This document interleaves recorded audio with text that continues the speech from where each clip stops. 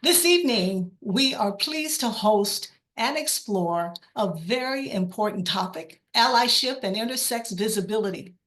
Our discussion this evening will center on how we can deepen our respect for human diversity and raise awareness of the intersex community. This program is produced by NJPAC's LGBTQ Employee Resource Group.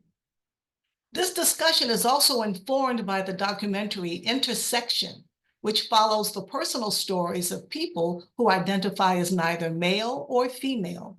And the link was included in your RSVP. I hope you had the opportunity to watch it. This social justice series is part of our Standing in Solidarity initiative. The purpose of the series is to bring our community together and to encourage everyone to take part in the movement to ensure civil rights for all. On our website, you can find archived prior social justice panel discussions, as well as resources that will help you take action. We're also happy to have as our advisors Newark NAACP, the New Jersey Institute for Social Justice, Newark Arts, the Truth, Racial Healing and Transformation Center at Rutgers University, Newark, the Africana Institute at Essex County College, Asian American Arts Alliance, and ACLU New Jersey. Now, NJPAC would like to offer a land acknowledgement, and the language we're using was created with consultation and guidance from Chief Dwayne Perry of the Ramapo Lenape-Munsee tribe and Oleana Whispering Dove of the Eastern Salagi Algonquin descendants. We're grateful to them for their generosity, wisdom, and labor to craft these words. NJPAC, we, the Lenape, original benefactors of land once ripened and cultivated with attentiveness to the Creator and her ascendancy, express everlasting gratitude to our Creator for the traditional ancestral jurisdictions of the Munsee, Esopus, Canarsie, Capsee, Werpawos, Siwanoy, and Weekasqueak, jointly known today as the Ramapo and Nanticoke Lene Lenape. Let this, our land acknowledgement, be the beginning of our return to unity. Let us be guardians of the water, the air, the earth, the four-legged, the flyers, the swimmers, the crawlers, the mammal people, and the green. Let us now stand lifting our humanity, enrapturing with Earth's consciousness as guardians of harmony and kindness. Now, please welcome our moderator for this evening's panel, Timothy Stewart Winter. Tim is a historian of sexuality and gender, and he's an associate professor of history at Rutgers University, Newark. His book, Queer Clout, Chicago and the Rise of Gay Politics, published in 2016, received the John Boswell Prize for the Outstanding Book on LGBTQ History, published in English. He's now completing a book about the scandal surrounding Walter Jenkins, a longtime aide to Lyndon B. Johnson, who resigned from the White House in 1964 following his arrest on disorderly conduct charges. We are so pleased to have you, Tim, with all of your wonderful expertise. Please take it away. Thank you. Thank you so much, Donna, and I want to thank everyone here who made this event possible, and particularly Kitab Rollins and Alicia and River, Alicia Weigel and River Gallo, who I'm going to be spending the next few minutes in conversation with, moderating this conversation. We also welcome questions from members of the audience. You can post those questions in the chat. I'd like to just begin by asking Alicia and River each to introduce themselves briefly for those who may not know them. So perhaps Alicia, you could go first. All right, thanks so much, Tim. Hi, everyone. I'm Alicia Roth Weigel.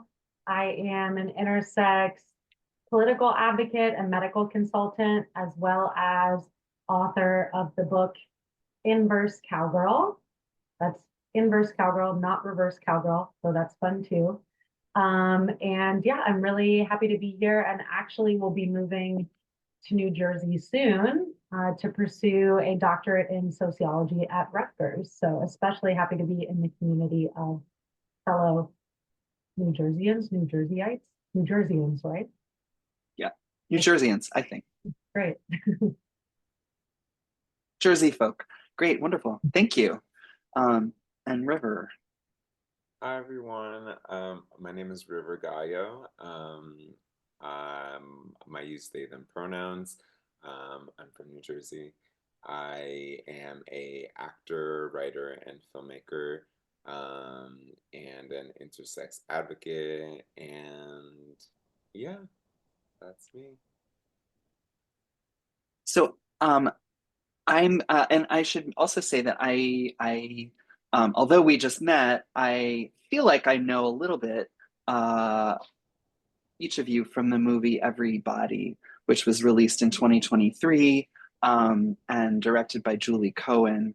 And Saifa Wall may also be joining us towards the end of the program, depending on some scheduling things. But this is, it's a fantastic documentary about intersex activism in which you were the stars. So I'm honored to play this role and introduce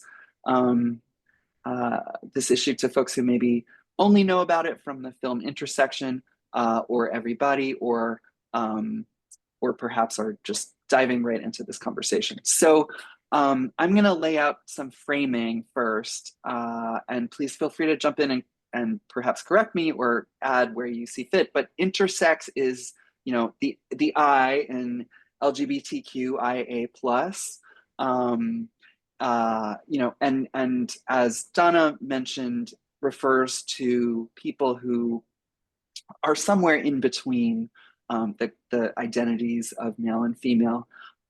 Every human has sex traits, right? Chromosomes, hormones, reproductive organs, genitals, and so on. But people, you know, and not every male has the same amount of male sex hormones, right?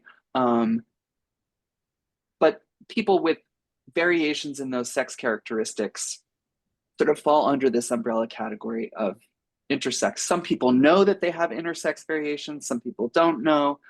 It's not all or nothing, it's a spectrum. And part of why this is politically important is intersex infants and children are frequently subjected to medical interventions without their consent. And this is a protocol that developed in the United States in the mid 20th century. Both of the films that I mentioned sort of address how and why it came to be. And the process of ending that protocol is underway, but we have a long way to go. And raising people's awareness about that effort, about why it's important, is one of the things that intersex activists have undertaken. My understanding is that organized intersex activism is about 3 decades old.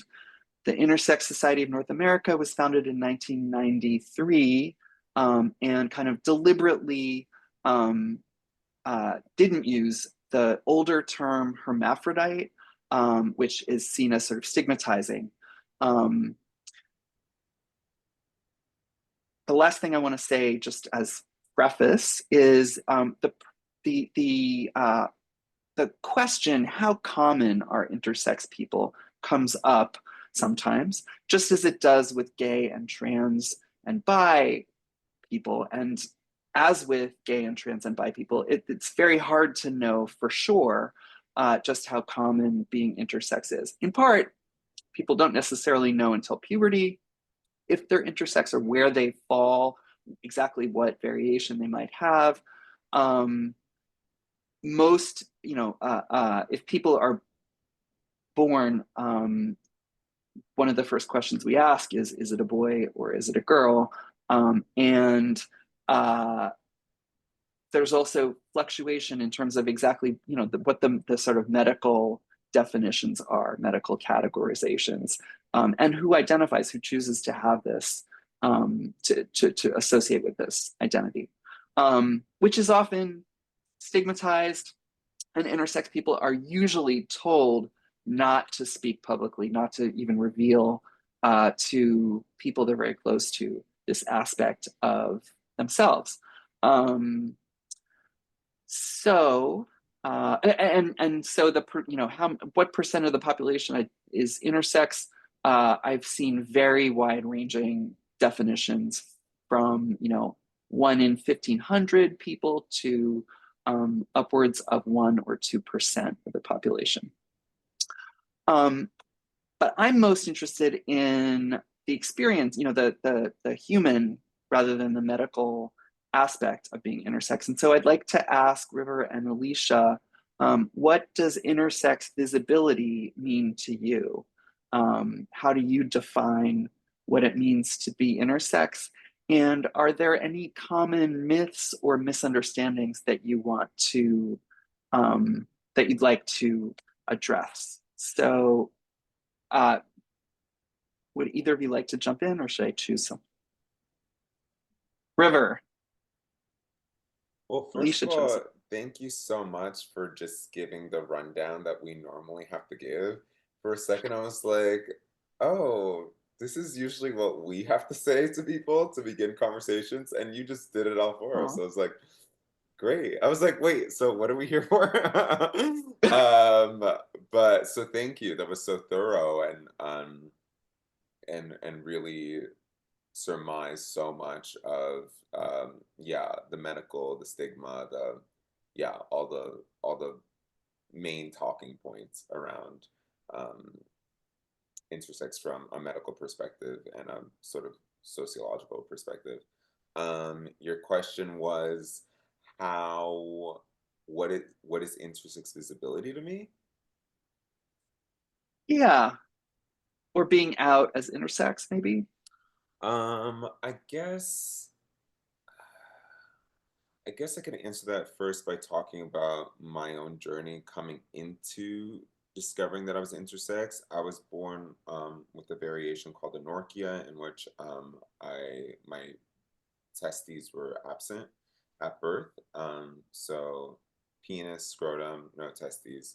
I didn't know this until I was 12, and then went on testosterone to transition into puberty, and then when I was 17, had surgery to have prosthetic testicles implanted in me to sort of complete the normal quote male genital vibe, and LOL, then I came out as trans and non-binary like 10 years later, and realized that it was a cosmetic procedure to affirm a gender that doctors and my parents were trying to construct rather than my own. And so to me, my coming out had to do with my making of my short film, Pony Boy, which I made during my time at grad school at USC for film.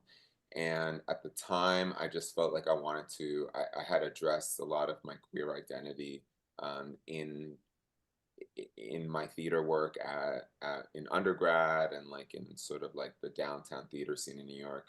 And I just felt like I needed to, for the first time, address this aspect of me.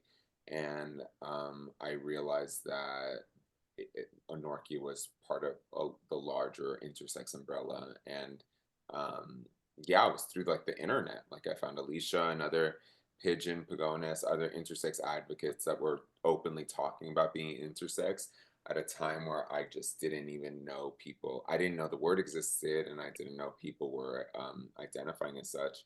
So it was really, really crazy to, for the first time as a 28-year-old, to finally have vocabulary for an experience, because I just thought it was like a medical deformity or, you know, just a condition or something, and it was actually an identity. So for me, intersex visibility had a lot to do with kind of me navigating who I wanted to be as an artist, and the work that I wanted to create, and the personal nature of my work, and what I wanted to address about my identity in my work.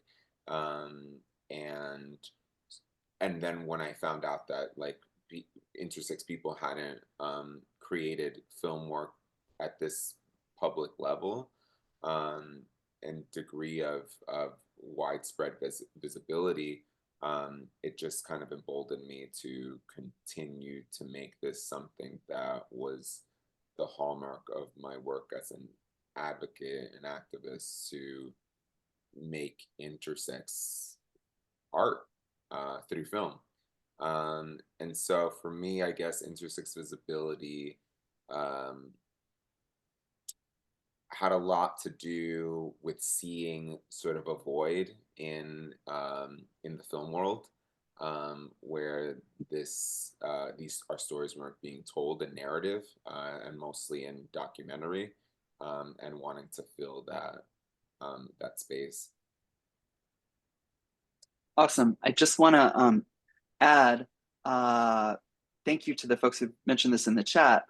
River's film Pony Boy will be screened on Thursday night, May 1st at the Newark LGBTQ Film Festival. And you should get your tickets now because tickets are limited. I'm and the so link excited for about that. I can't go because I'm doing a play, but we're gonna have one of our cast members speak on my behalf, and I'm just so thrilled that the movie is gonna be screened in New Jersey for the first time. So please tell everyone in New Jersey to go.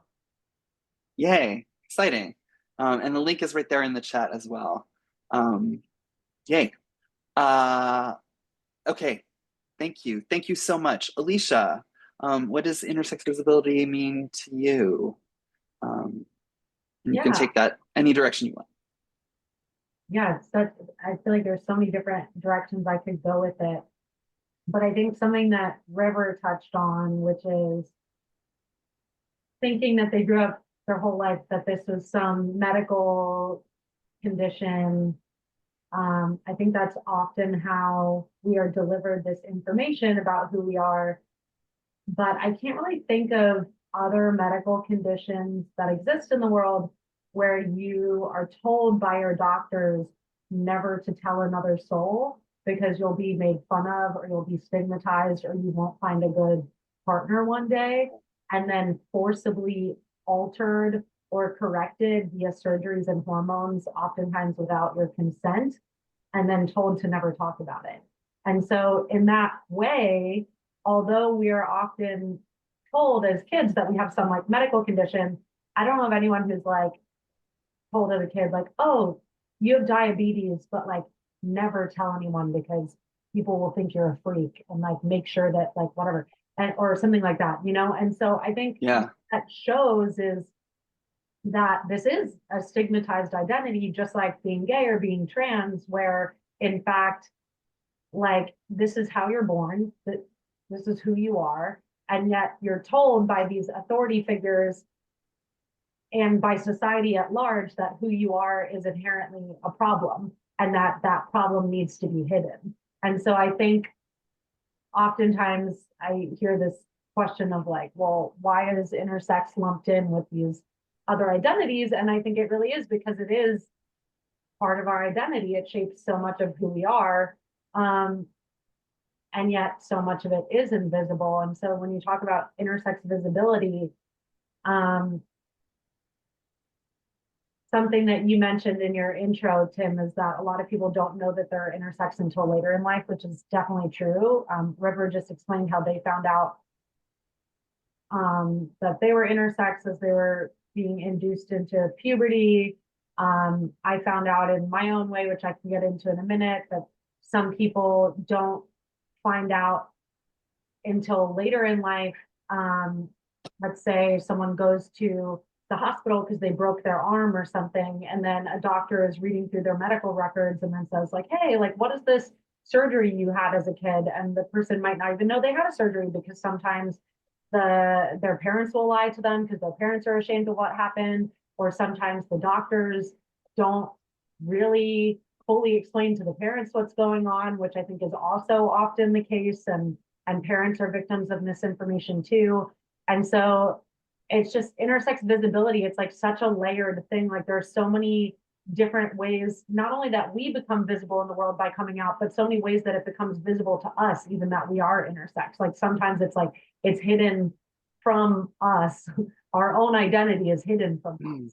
And so in a way, like when you think about why there are comparatively so few intersex activists compared to like the rest of the spectrum, like I think in a way the closet goes like way deeper, because to be like gay or to be trans, you have to be able to like verbalize that and like share that with the world, or maybe there are ways that someone can guess that about you.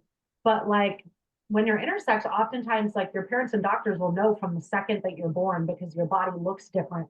And so the messages about you being a problem comes from literally day one that you leave the womb.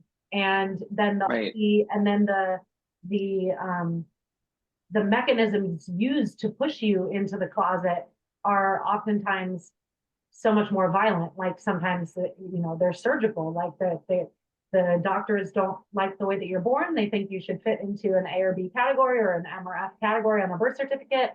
And rather than altering the piece of paper to fit the body, they will alter the body to fit the piece of paper without even asking if that's what you want. And so I think like the visibility is like, it's such a complicated thing, because again, like I said, it's not just like how we come out and become visible in the world, which my coming out story is weird, and maybe we'll get into that later in the conversation. I came out in front of the Texas Senate before telling my own brother even.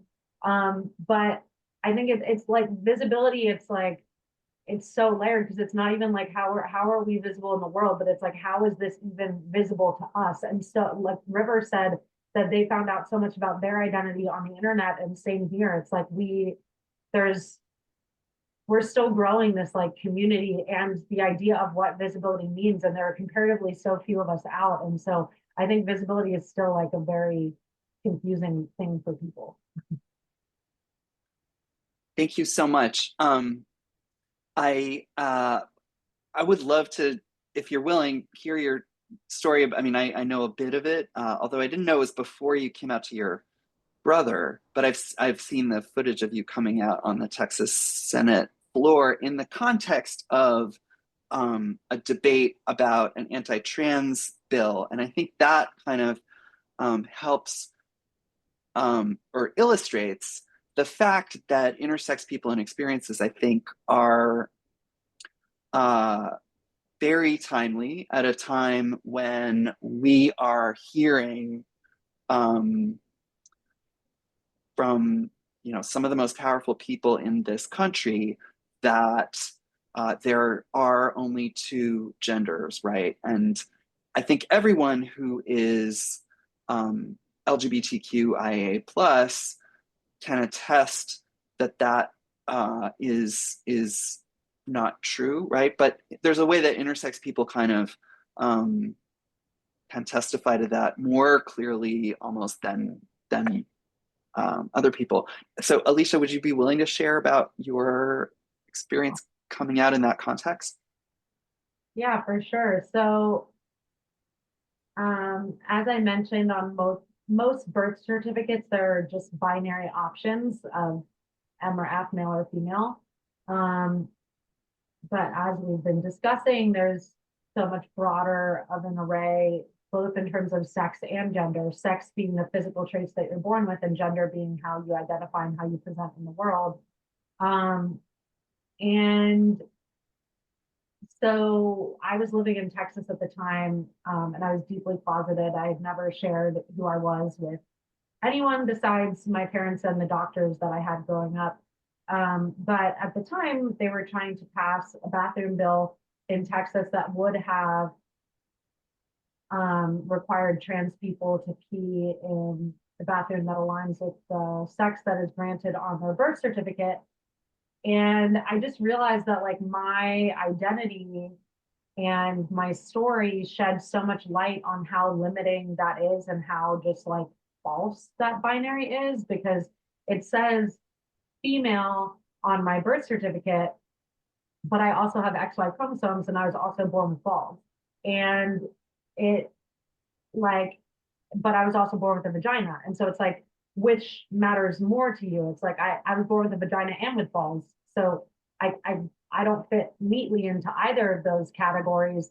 And I think that's the thing for so many people, like seeing is believing. And so rather than believing trans people about who they are, it's like intersex is like the physical, like visible evidence that almost makes it more clear to them.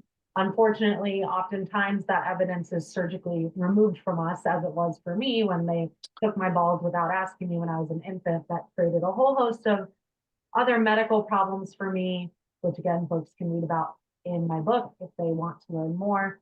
But so basically, I realized that this bathroom bill, I knew that these people in Texas, these Texas legislators, did not believe in or see the humanity in my trans friends. But I knew that they also frequently hit on me because I was a political advocate and I was frequently at the Capitol, and there are all these like pervy old white dudes. And so I realized that if I could like leverage that and be like, oh, like I know that they know who I am and they are obviously attracted enough to me to like hit on me. And maybe if I can share with them some information about myself that they were not previously like privy to, that might help them question all of their preconceived notions about sex and gender and all of this stuff that they thought was so rigid and fixed, etc. And the thing is, back then, I think I had more faith in the government perhaps than I do now, and thought that maybe if they were better educated, they would make better decisions. You know, I think it's Toni Morrison who says, like, when you know better, do better. Unfortunately, now we've seen that even when they know better, they don't do better, because a lot of the anti-trans legislation literally has clauses written into it that talk about intersex people. But rather than protecting us or protecting trans people, they're trying to attack all of us by just saying that if you're intersex, we have to force you to not be intersex because we don't believe in that, even though it's the physical traits that you were born into. And if you're trans, we also don't believe in that. And so you can't be that either. And so what's ironic about all these bills, when you talk about the current political moment, is like the same bills that say don't give hormones and surgeries to trans kids have specific language that say you can force those same hormones and surgeries on intersex kids. And I think what that shows is that it's not, the surgeries and the hormones are not the problem. They believe that bodies are the problem that don't fit into their cis heteropatriarchal normative view of what bodies should look like. And so if your body doesn't fit into that, then we're going to force it to fit into that. And if your identity doesn't fit into that, then we're going to prevent you from mechanisms that might help you affirm that identity. And none of it has to do with what's safe or what's healthy. It all has to do with what they think is normal. And the last thing I'll say, I know we have more questions in limited time, but you mentioned like the political moment. And I think, so we worked heavily with the Biden administration to try to make things better. And a big piece of that was to put together a report on health inequities faced by intersex people, because there's so many, and maybe we'll get to that in the subsequent question. But a lot of people are like, well, we don't need more reports, which I think is true. We need a lot more than reports. But I think one of the issues with intersex advocacy in general is that we receive less than 1% of the funding that goes to the rest of the LGBTQI plus community, which we already know is not enough money that goes to queer and trans folks, but intersex people get less than 1% of what goes to queer and trans folks. Wow. If you can imagine, that's no money. And you can't solve issues without money. You can't run organizations without money. You can't make any of these changes without money. And so the report was really a way to get a federal stamp of approval from the federal government saying these are real issues and we need money to fix them. Because in order to like fix these problems, you need to apply to grants to be able to fund organizations and studies and all these things, and you can't do that without data, right? So finally, we were pushing really hard for that data because I think for so long we've been thought of as like these mythical creatures or beasts, and we're like, no, we're real people with real problems. And so finally we got that data, and then we got the data, and then the administration was too afraid to release it because they were afraid of what Fox News would do with it or whatever. And so we had to then force them to release the data. And then they finally released it 3 days before Biden left office. And then literally 3 days later, the first executive order that now President Trump did was to release an executive order saying that we don't exist. So for the first time in the history of the United States, the federal government acknowledged that we exist. That was literally the first policy ever governing intersex Americans, let alone acknowledging that we exist. And then 3 days later, the next president came in and said, and the first priority of that president was to say, no, you don't exist.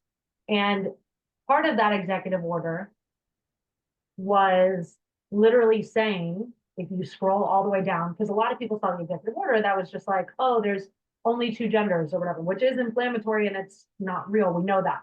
But I'm the one who always reads like the footnotes and all the language that no one else reads. And when you read all the way down through the executive order, literally like the clauses say, don't read all of these studies, and all of the studies are about intersex people. And it's because they know that we disprove all of the points that they make about the rest of the queer and trans community. And so I'll stop rambling at this point, but I think when you look at the political moment, it's like, I truly believe that intersex people like are the answer, because I've often found that we can be like the gateway drug. I have a lot of conservative family. I grew up in like more conservative circles. And I think a lot of times these people don't want to understand what scares them, meaning trans and queer people. But then oftentimes intersex can be like this entry point for them, because they're like, okay, if someone's body doesn't fit, then like, wouldn't it make sense that maybe they also don't fit like into this Right. system? And so like we can almost be this like gateway drug for people, right? But like, and I think unfortunately the conservatives know that, and so they literally say like, don't teach about intersex people, don't read these studies. And I think unfortunately it's the rest of the queer and trans community and the left that hasn't woken up to that. So I think it's like the right like knows that we're the answer, and so they want to keep us out of the picture. And then the left hasn't really woken up to the fact that we can be part of the answer, and so they're not funding us and not giving us platforms. So when you talk about the current political moment, that would be my assessment of where we're at. But I don't know if River has additional thoughts. River, thank you very much. That was fascinating. No, I mean, yeah, every time I hear Alicia talk, I'm like, damn, like it's worse than I thought.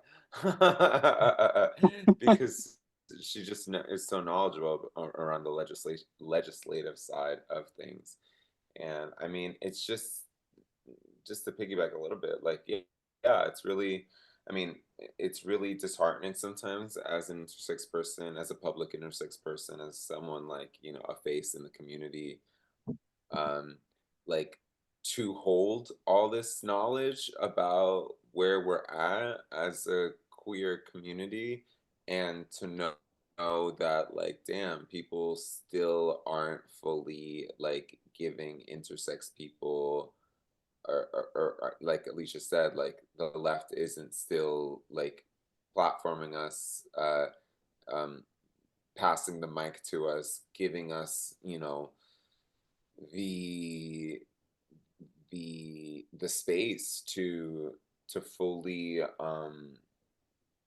inhabit the fact that, you know, our bodies, our experiences, our lives, the injustices that we've experienced are really the cross section of so many of the issues that what we're talking about in this moment, around capitalism, around patriarchy, around white supremacy. And like, we're so caught up in the trans narrative, which is like, we need to talk about that. But what we're not talking about is how interrelated and really the same conversation. There are two parallel dialogues happening at the same time.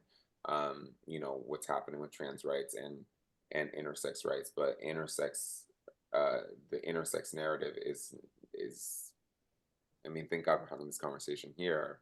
But I wish this conversation continues to grow on a national level, international level, because it really exposes the hypocrisy and the fallacy and the just, you know, it's just all incorrect. Yeah.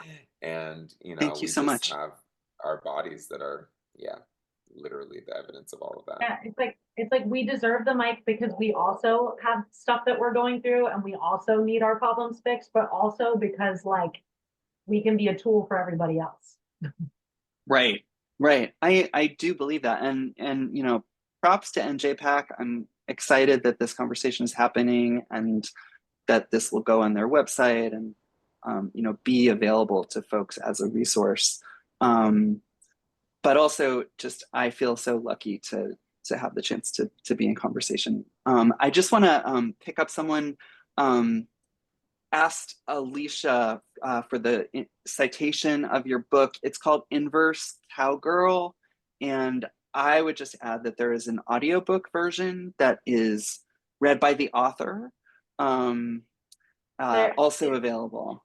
And I was sorry, I was trying to type this in the chat, but I realized I just sent it to the host. I'm typing the title in the chat, and it also has a forward by Jonathan Van Ness, if any of y'all watch Queer Eye. And JVN also does the forward on my audiobook. So if you like their sunshiny voice in these dark times, give my book a Yay. I'm going to ask the next question, or another question.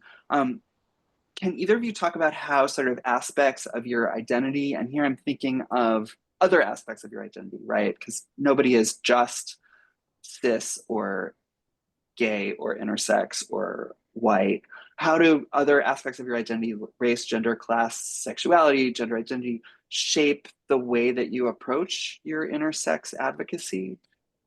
That's really broad, and there are probably like 10 ways that you can answer it. Can you get more specific, actually? I have something I can say, and maybe it'll jog an idea for you. Okay.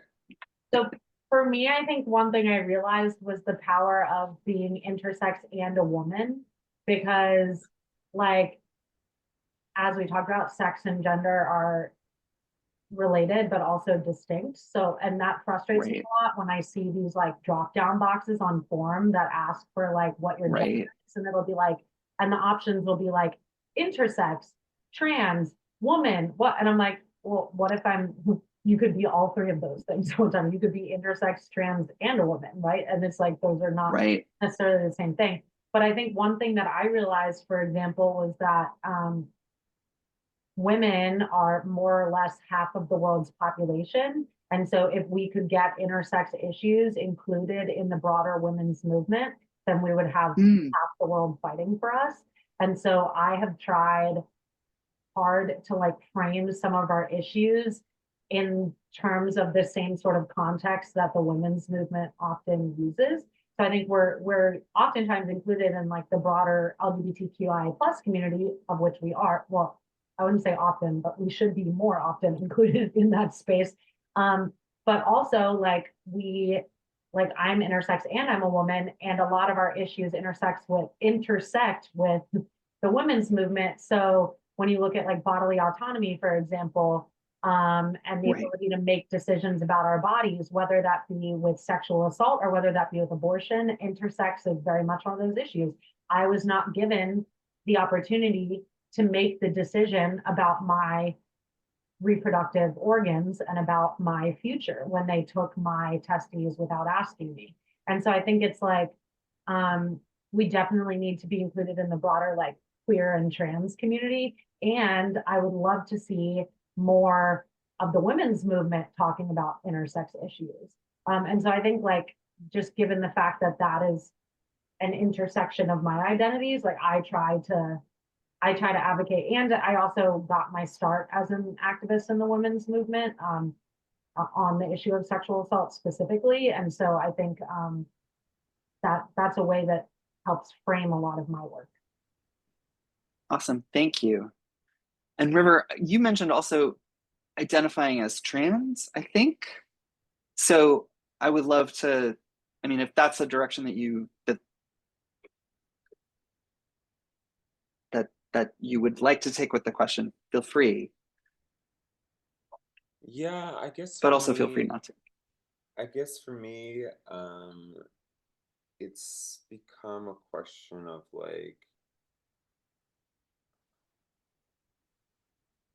I just think what being intersex has meant to me spiritually and like philosophically is just that like everything's just made up, and I'm just so tired of needing to be hitting certain criteria to be to justify um a word that signifies a lived experience. Like, what does it mean to be trans? What does it mean to be intersex? And it's just like, to me, being intersex has given me a lot more breathing room to sort of live in uncertainty and in like the middle space of what it means to be a trans femme person who takes testosterone. Like, that's the hormone that I've taken since I was young. And you know, I to when people find that out, they're like, wait, but shouldn't you be taking estrogen? Like, shouldn't don't you want to transition? And I was just like, but transition into what? Like, what if I'm happy with my body and who I am right now, and can also serve cunt? Like, what? Why does this one hormone have to correlate to this one existence when I, as an intersex person, I had a doctor one time tell me, like, when I was considering taking estrogen, and who knows, down the line, maybe I might. But he said something, he was like, when I asked him about like, switching to estrogen, he was like, well, how does your body function on testosterone? And I was like, great, actually. Like, sometimes, like, when I don't take testosterone for like a few weeks or a few days, like, I notice it in my body, and I feel like depleted. I feel like physically like low. And he was like, maybe that might be an indication that like your body runs well with testosterone. And maybe physiologically, like, that's the hormone that you need. And and I don't know, that conversation, as on one, it could someone can interpret that conversation as like not gender affirming if someone's literally like, hey, like, I want estrogen, and then they're like, well, maybe your body runs better on testosterone. But for me, as an intersex Interesting. person, I looked at it more as like, maybe testosterone for me is like medicine. Like my body needs it to physically feel well. Um and and I've had other gender affirming like things done to like affirm my gender, but like for me, the hormone aspect um of it all, being intersex has made me open to the possibilities that I could exist outside of the framework of any one identity, and also still identify with that identity. Can I piggyback on one thing River said and regarding Definitely. hormones and stuff? Because I love that whole conversation. And I agreed that like it shouldn't be like one hormone is tied to one gender or the other, because like my body being an example, the reason why I look femme is because my body does not process testosterone. And so despite having XY chromosomes, the male like blueprint, my body never masculinized because my body literally doesn't process testosterone. So had they left my testes in me, those testes would have produced testosterone, and then my body would have converted most of it to estrogen and then peed the rest out. And so I have like this superpower that my body converts testosterone to estrogen. And so in a way, and I think this gets back to like what River was saying about like all of it's made up. So like And when they try to be like, there's only male, there's only female, right? It's like, so in a way, I'm more masculine than what they think women should be because I have XY chromosomes and I was born with balls. But then in a way, I'm more femme even than cis women because if you gave cis women shots of tea, they would grow a beard and their voice would deepen. And with me, if you gave me shots of tea, my body would literally convert it to estrogen. Like I could not absorb tea if I tried. And so it's like, it's just our bodies, again, like River was saying, just prove that all of these distinctions and categories are just made up and none of them are actually real. What is real is our bodies and who we are. Like that's what's real. The categories kind of are meant to divide us and keep us infighting so that they can keep exploiting the climate and destroying our future. Awesome. Thank you both so much. Awesome. No, I mean, those are both really sort of different and overlapping sort of responses. I have a really, I want to sort of ask, well, I want to ask many things, but I'll have to pick one thing to ask next. And that is, what can people do to sort of help bring about justice and inclusion for intersex people? And I'm going to be really concrete here and tell a story about myself, which is that I, a few years ago, went to a baby shower with my husband where there was a gender reveal moment, which I didn't know was coming, in which I had never seen that in real life before. And, you know, my partner kind of, I think, knew that I was uncomfortable with it. And I also didn't say anything. Like, what, that's just one example of a situation that is also highlighted in the movie Everybody. But like, what are things that I can do as someone who's gay, you know, not intersex that I know of, to be supportive of intersex justice? You know, it's funny because I always think about that question or you know, just the ethics around gender reveal parties. I like if I were to have a child, would I like raise them as non-binary? I think there's something to be said of like by and large, most people are cisgendered and like that there is no like to me, I guess, like to raise a child by the sex assigned at birth, like malice or intent in that, but also if a child then, you know, you find out they're intersex or you find out that they're trans and then kind of leading them, you supporting them in whatever choice they want to make around their gender. But like the party itself is like, yeah. It's just kind of funny how people like I don't know, just how gender is celebrated, specifically the binary gender. Like it's I don't know. I hope people stop doing them. But I also don't think it's inherently wrong to raise a child the gender assigned at their birth and then see what happens. But then being open and nurturing and supporting to whatever can happen later in their future. Um, in regards to intersex people, and how to be supportive to intersex justice. I mean, like, it sounds so crude, but like what Alicia was talking about, like literally supporting intersex work through money, through Money. Okay. you know, supporting organizations, supporting like artists, supporting authors, like supporting research, like uh, that's one aspect. Also, just like a simple way is like what you did for us in the beginning of this panel is like to do that lifting of that explanation for other people and to do that to with family members who might not know what intersex is, with colleagues, with workers, like literally like doing the labor of the word of mouth and like educating and being like, you know, doing that's being of service to intersex justice for sure.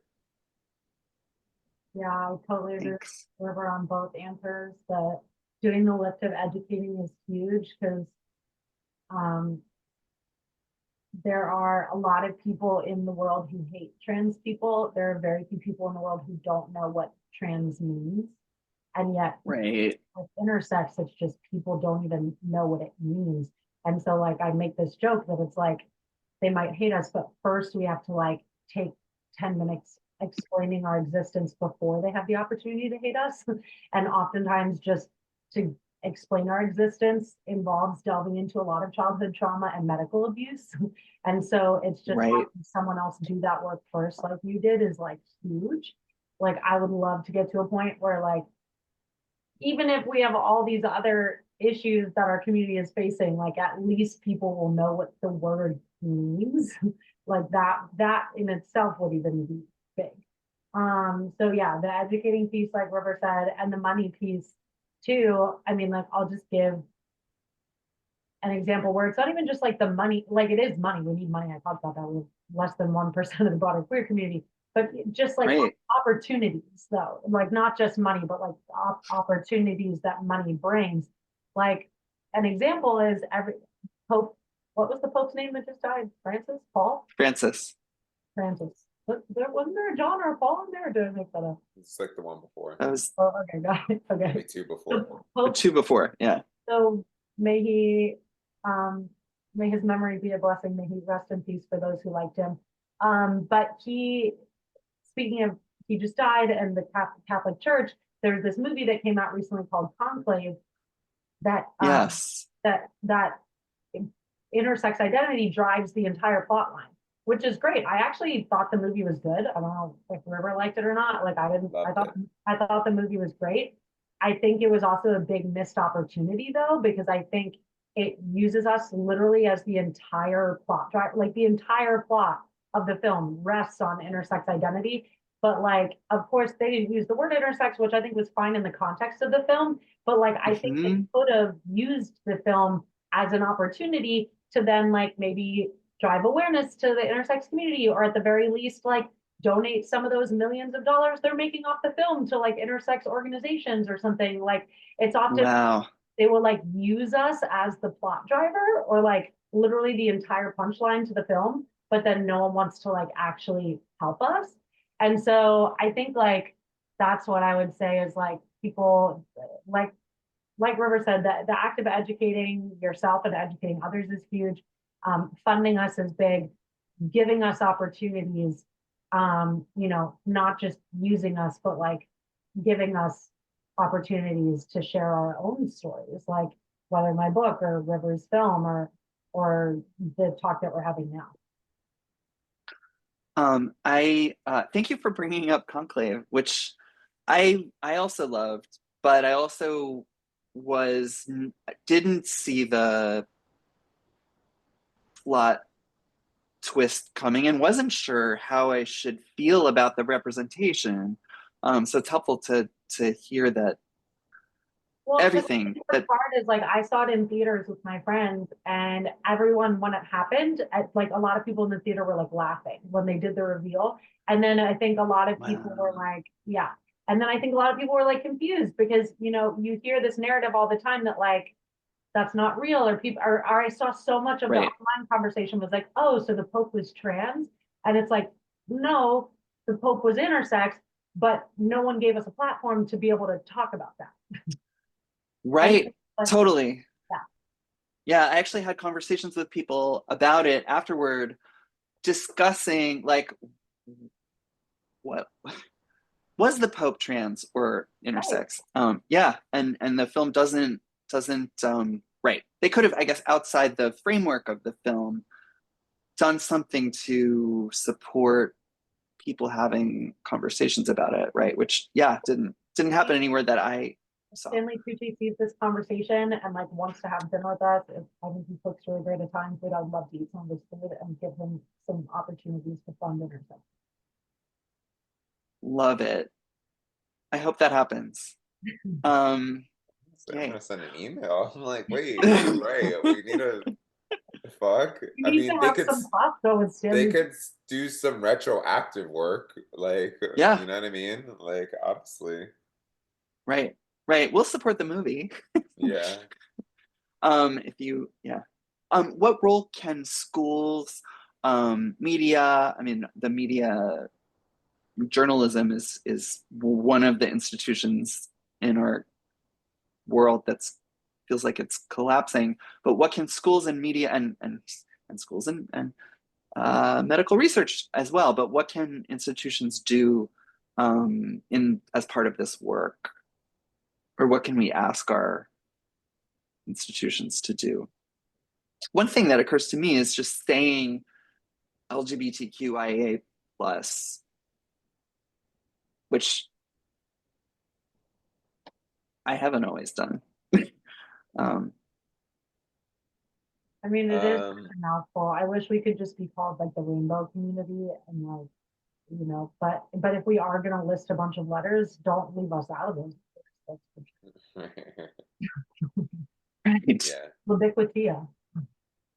yeah. I mean, yeah, it's hard not to list what institutions can do because it's like so much of what I think many institutions have been doing has to do with diversity, equity, and inclusion, which is something that people are rolling back on.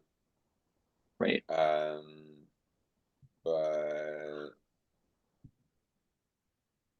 yeah, I mean, like, it just feels like textbooks need to change. Like, it's like to actually um, include intersex people into the light of society would require, with full integrity, would require a complete systemic change of multiple computerized systems, um, like literally adding an like not just an X Field. marker to like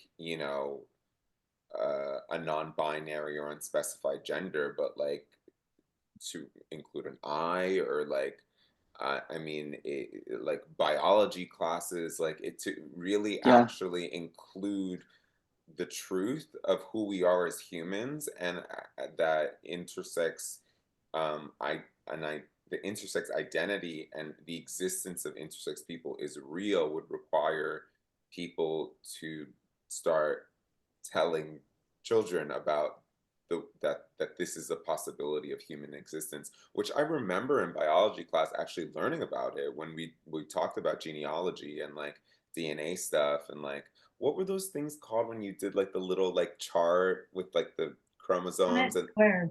Punnett squared. I remember reading about like Klinefelters and like certain intersex variations, but they were under like they were categorized as genetic mutations as opposed to Yeah. intersex variations and identities.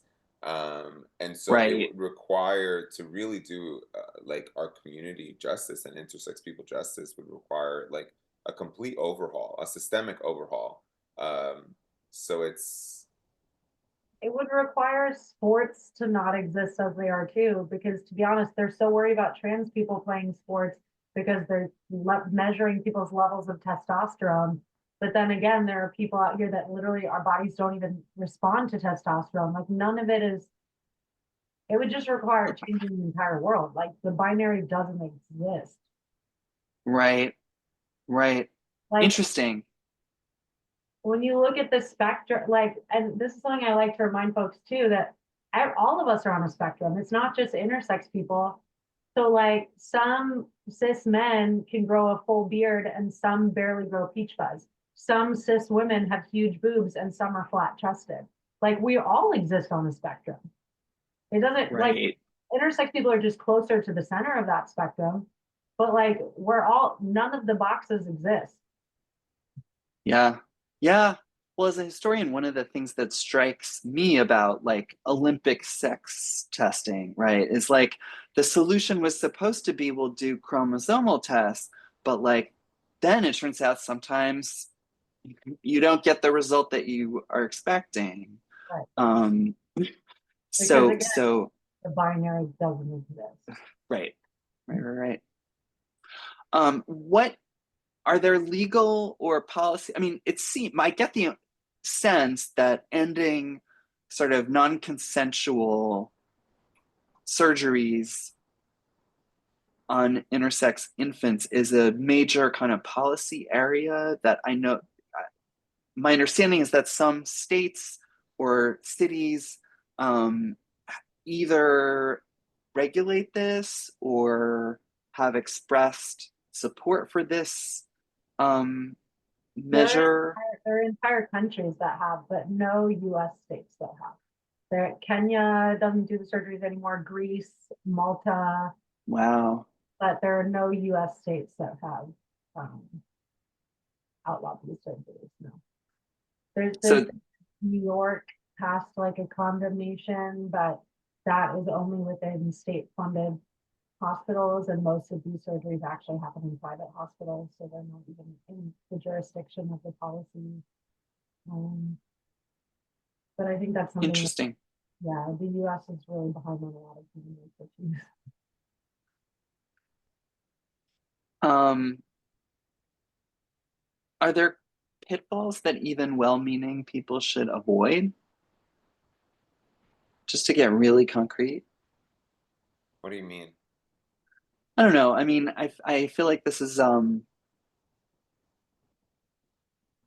sometimes people feel unsure what's okay to ask, what's the right thing to ask, what's the right language to use. Are there I don't know. I I guess for mean, my yeah, go ahead. and maybe the answer is no. I mean, I guess to Alicia's point about how, like, you know, most people don't even know like anything. So to me, I feel like the intention of curiosity and wanting to be educated means so much more than any mistake that you could make, other than like come with the intention of, you know, genuine care for just a human being, period, and just respect for, like, you know, a human being's life, um irregardless of, you know, being intersex, just like common decency. But to that point, it could feel tricky because what's hard about talking about being intersex is like you're inherently talking about bodies and body parts and things that Right. we deem as the most intimate parts of our body. Right. And as long as that person has the space to talk about it, which can be a quick moment of just consent, being like, are you okay with me asking you about your intersex experience as it relates to your body? Like, that is a neutral way of, you know, engaging someone in a conversation. Um, but you could also ask anybody about that regarding any, you know, part of their physiology or medical history. Like, is it okay if I ask about XYZ? And if someone says yes, great. If someone says no, then don't. Um, Nice. but to that point, it's just like, yeah, no. I mean, at this point, we just need as many people as possible to be able to have the conversations that we've been having for years, and be able to have the same degree of uh, passion and knowledge about the subject of being intersex. I agree with River, the curiosity is super important. I think oftentimes when I'll ask people, like, they'll be like, oh, what do you advocate for? Like, you're an activist. I'm like, well, do you know what intersex means? And I think a lot of times people will say yes because they don't want to sound like a bad leftist or like a bad queer person when they actually have no idea what it means. And I would much rather have someone just be like, no, I don't know what that means, than just be like, yes, because they don't want to sound anti-woke or something. And then live their whole life not actually knowing who you are and the issues that we face. So I think the curiosity is super key. I love that.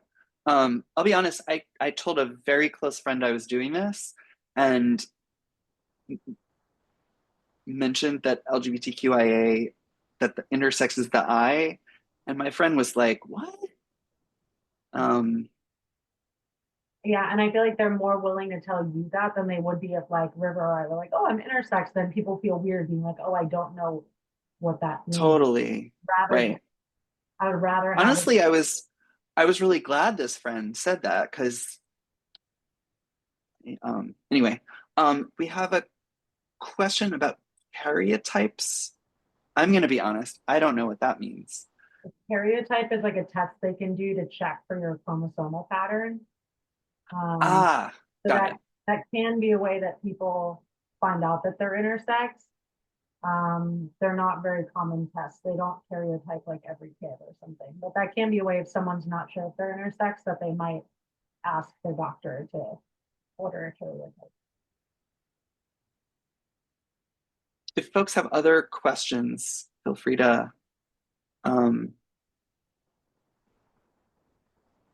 jump in. River, sorry. Oh, I was going to say anything. Though it did make me think of something actually, what Alicia just said. You know, there's a lot of discussion right now in the community around what constitutes being intersex. Does, getting some kind of genetic testing, does that continue the medicalization of being intersex? Where as opposed to someone's lived experience, like if you're a cisgendered woman or believed to be a cisgendered woman, but like you have grown more facial hair in your life, and which happens, like could you consider yourself intersex? And in some ways, like yeah, it could be self-identified. A lot of people, there's a growing amount of people who are identifying as intersex who have, oh, what's the thing? It's PCOS. PCOS, yeah, which is very common amongst many women and people of different genders. But yeah, whether someone wants to identify as intersex because they have PCOS and have increased testosterone and that changes their body, and they, or if they want to say they have PCOS and don't identify as intersex, that it's like a gray area of, what does it mean to self-identify, but also understand that, like Alicia said, we exist in a spectrum. Like if intersex is the very middle, if PCOS is like a little bit this way on being considered biologically female by scientific whatever those standards are. It feels so weird to talk about intersex sometimes because you are talking about biology, and there's so much discourse in in gender and trans dialogue around like biological women and like the demonization of that. But it's also weird that like you are talking about biology and bodies also when you're talking about intersex. So it's like the world doesn't make sense when you start talking about intersex narratives, which is why it's really kind of hard. And I think it's why some queer people have an aversion to talking about it subconsciously, because it actually kind of disrupts certain narratives that we've been able to tell ourselves, that gender is, something that you express and you think you believe to be or are or born, and then irrespective of like however you alter or modify or affirm your body to be the gender that you are, like there's something about being intersex where it's like it does have to do with how you were born. And what a mind fuck. What a mind fuck. To be like, it's like yes and also, but also and that too, and playing that sort of like gender sex game of Twister is really confusing for people. Even the most well-intentioned liberal leftist queer folks. Like it's kind of hard to hold all those truths, but it's necessary to, because like it's the truth, that it isn't so neat. Okay, awesome. Thank you so much. Okay, I know we all have hard stops in about 3 minutes, but I just want to say, are there, oh, and we've got a question in the chat. Alicia, if you can say any more about the relationship between intersex and the women's movement and how that might work. I feel like, and then what do you want the audience to take with you following this discussion? I guess each of you have a minute, maybe, if you'd like. Yeah, about the women's movement, I mean, just get intersex issues on the same agenda when you're talking about the right to own your body and make decisions for your body, like determining who and whether you have sex with someone, determining when and whether you can access an abortion, determining when and whether you have surgeries done on your body that will drastically alter the trajectory of your life until you die. It's all the same thing. It's all about autonomy. It should be in that same conversation with the rest of the issues of body autonomy. The ability to own our body, it's all the same thing, regardless of what gender we have or what background we have. We should all be able to make those decisions for ourselves. And then as far as just final thoughts, don't let this be the last time you hear from an intersex person. Follow me and River on social media. As someone who has a political background, I know it takes most people at least 7 times to hear a message to internalize it, which is why you get all those annoying text messages from political candidates. And so if you just hear this, then you'll probably forget all of it, and you certainly won't be good enough at advocating for us to advocate on our behalf. So continue learning about us, watch our films, read our books, follow us on social media so you're constantly reminded that we exist. Yay, thank you. River? Any closing thoughts? Yeah, I would just say, like, I think there's something it feels complicated when you start talking about what it means to be intersex. And sometimes it feels discouraging because of its complexity. But also that, like, we're just people too. Like, it's like, as you know, who have suffered trauma from the medical industry, which many people have in different respects. Right. Like, you don't have to be intersex to have been fucked over by, medical care. And what did you say? Right, right.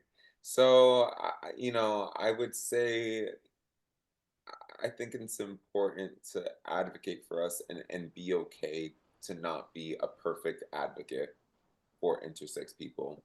And to know that, like, yeah, the intention to want to uplift intersex people is enough at this point.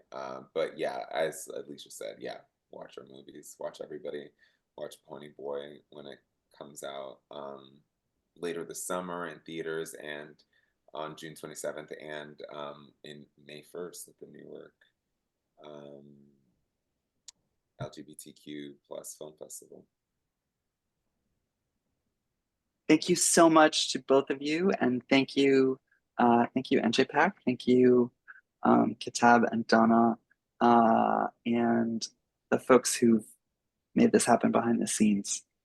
It's been a real honor and privilege to have this conversation. Thanks, Tim. Thanks, Donna. Thanks, Kitab. Thank you. This has been amazing. Tim, River, Alicia, just incredible information we need to know so we can be better people and engage with each other and respect the dignity of each other. So I really appreciate your time and sharing your personal experiences as well. Thank you, audience. It might have been modest in numbers, but I know this information has legs and will inform people in multiple ways. So thank you again. Please join us next month for our Standing on Solidarity discussion, May 9th It will be virtual as well. The topic is blended families adopting new identities. And this is about adoption of children with different race and ethnic backgrounds from what their adoptive parents might be, and how do they create their own identity and family ties. How do they become a part of the family? So we're going to explore that in honor of Asian American Pacific Heritage Month. So we'll be looking specifically at Asian American adoptions in May 19th. Also, at NJPAC, we have lots of shows and events. So please join us, whatever feels good to you. We have Melissa Etheridge and Joss Stone on April 24th, Tyrese, John B. on April 27th. Of course, we're in the Alvin Ailey American Dance Theater season. So Ailey Day is May 3rd. This is a day of free classes and workshops all day. Just come and dance with us. And the performances are May 9th to 11th. So it includes Mother's Day as well. So if you check out our website, you'll see lots of different events and fun things to do. And we look forward to seeing all of you at New Jersey Performing Arts Center. Thank you all so much. Have a wonderful evening. Thank you.